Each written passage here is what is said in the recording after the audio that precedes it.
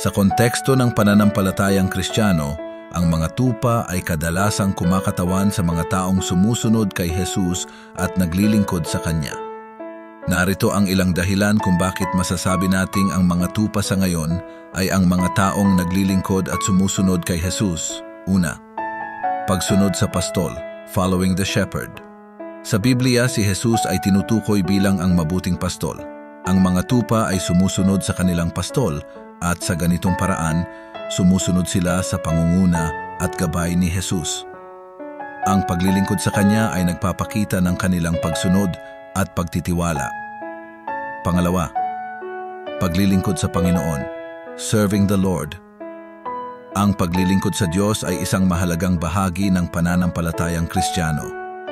Ang mga tupa ay handang magsilbi sa kanilang pastol at sa ganitong paraan, naglilingkod sila kay Jesus sa pamamagitan ng paggawa ng Kanyang kalooban. Pangatlo, pagkakaroon ng relasyon. Having a relationship. Ang relasyon ng isang pastol sa kanyang mga tupa ay isang relasyon ng pagmamahal, pangangalaga at proteksyon. Gaya ng isang pastol na nag-aalaga sa kanyang mga tupa, si Jesus ay nag-aalaga sa kanyang mga tagasunod. Ang pagiging isang tupa ay nangangahulugan ng pagkakaroon ng isang malapit na relasyon kay Jesus at pagtitiwala sa Kanya. Pang-apat, pagiging bahagi ng pamilya. Being part of the family. Ang mga tupa ay bahagi ng isang kawan. At sa ganitong paraan, sila ay bahagi ng pamilya ng Diyos.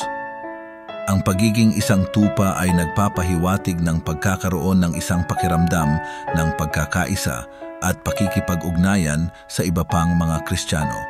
Sa pagtatapos, ang pagiging isang tupa ay hindi nangangahulugang pagiging mahina o walang kakayahan.